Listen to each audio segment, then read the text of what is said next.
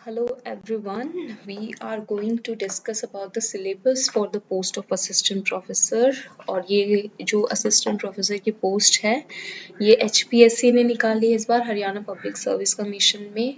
जो सब्जेक्ट मैं आपके लोगों के साथ में डिस्कस करने वाली हूँ ये है इन्वायरमेंटल साइंसेस का।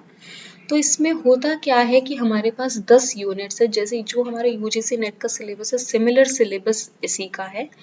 और क्योंकि ये पहली बार हुआ है कि हमने इन्वायरमेंटल साइंस की कॉलेज कैडर के अंदर पहली बार 7 भले ही 7 पोस्ट है but this is the first time जब हमने पोस्ट देखी है।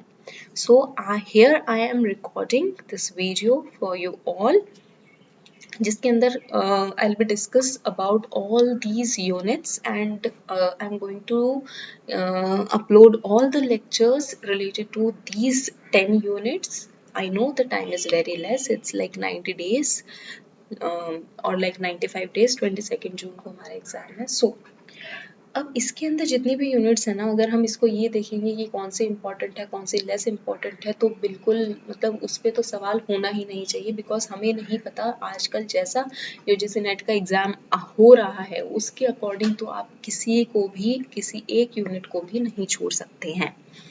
ठीक है, तो फर्स्ट यूनिट जो हमारी है वो है fundamental of environmental sciences, environmental chemistry, environmental biology, environmental geo sciences, energy and environment, environmental pollution control, solid and hazardous waste management, environmental assessment, management and legislation, statistical approaches and modelling in environmental sciences, contemporary environmental. Okay, so in this unit I'm going to start with unit 4 environmental geosciences क्योंकि relatively easy है, story type है और momentum बनाने के लिए सबसे best unit है, right? हो सकता है किसी को मेरा opinion सही ना लगे, people have their own opinion, right? So hello everyone, regards to all and I'm going to start with the unit 4 environmental geosciences.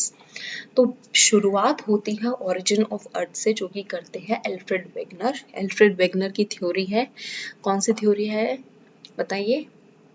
Continental drift की थ्योरी उन्होंने प्रपोज की थी अपने टाइम पे। So we will start with this that origin of earth, then we will go through जैसे जैसे origin of अर्थ होता है ना, अगर आपको ओरिजिन ऑफ अर्थ जानना है तो उसका इंटीरियर स्ट्रक्चर आपको जानना पड़ेगा, इसीलिए सिलेबस में बाद में दिया है कि primary geochemical differentiation of and formation of core and then mantle crust, atmosphere and hydrosphere, क्योंकि एवरीथिंग इज इंटर रिलेटेड, आप किसी को डिफ्रेंशिएट नहीं कर सकते हैं। उसके बाद आता है concept of minerals and rocks, formation of igneous and metamorphic rock. अगर वॉल्केनो पढ़ेंगे, अर्थ पढ़ रहे हैं तो वॉल्केनो तो पढ़ना ही है, वॉल्केनो पढ़ेंगे अर्थ के अंदर आता है मिनरल्स एंड रॉक्स का कॉन्सेप्ट तो वो पढ़ना पड़ेगा। उसके बाद आएगा formation of igneous and metamorphic rocks, control on formation of land forms, tectonic including plate tectonic and climatic. उसके बाद आता है concept of steady state and equilibrium, क्योंकि हमें भी पता है जो हमारे कॉन्टिनेंट्स हैं they are in the isostatic equilibrium with the land masses are in the isostatic equilibrium, right? तो हमें मतलब ये सारे बेसिक कॉन्सेप्ट पता होने चाहिए ताकि हम जो हमारी जियो साइंस है, जो हमारी अर्थ की जो साइंस है, हम उसको समझ सकें अच्छे से। उसके बाद जो बहुत ही एक प्यारा कॉन्सेप्ट आता है वो energy budget of the earth, right? Then Earth's thermal environment in seasons, then Coriolis force, pressure gradient force, frictional force, geostropic wind field, gradient field. We are going to cover all these forces, वो भी बहुत ही easy concept learning and visualization के साथ में, ठीक है? Then आता है climates of India, western disturbances, Indian monsoon, droughts, El Nino, La Nina, concept of residence time and rates of natural cycle, और geophysical fields है कुछ, वो सब हम लोग पढ़ेंगे। उसके बाद जो आता है वो है वेदरिंग, वेदरिंग के बारे में पढ़ेंगे which includes the weathering reactions, erosion, transportation and deposition of sediments. उसके बाद soil formation, minerals and process of soil formation, identification and characterization of clay minerals, मतलब सॉइल की थोड़ी बहुत प्रॉपर्टीज हम लोग पढ़ेंगे, soil physical and chemical properties, soil type and climatic control on soil formation, cation exchange capacity हमें पढ़नी पड़ेगी, ठीक है, which is a very important concept in soil science. And mineralogical controls. उसके बाद आपका जियो केमिकल क्लासिफिकेशन एलिमेंट्स का, abundance of element in bulk earth, crust, hydrosphere, biosphere, ये पता होनी ही चाहिए, दिस इज द मस्ट, मतलब बेसिक थिंग्स। उसके बाद partitioning of elements during superficial geological processes, geochemical recycling of elements, paleoclimate.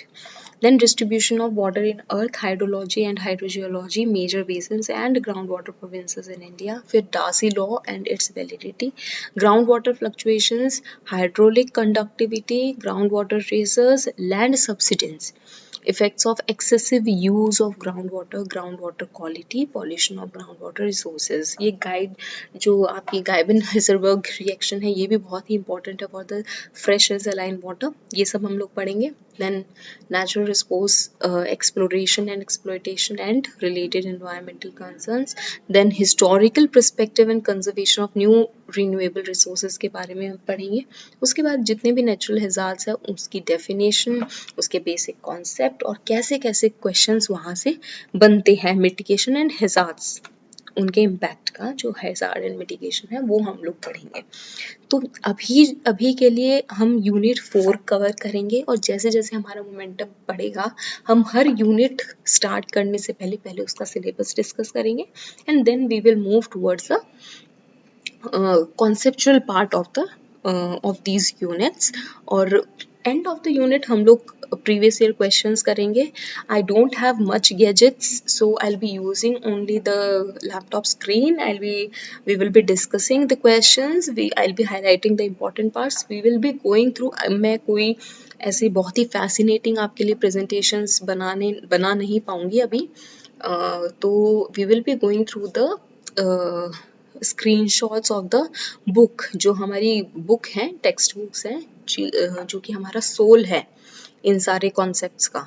हम लोग वहीं से स्टार्ट करेंगे, हम कुछ अलग नहीं करेंगे क्योंकि जितना भी पेपर आपका बनना होगा वो इन्हीं सब चीज़ों से बनेगा, right?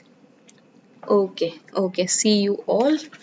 We'll be going to start it as soon as the time permits. We will try to persist with this course. Okay, see you all.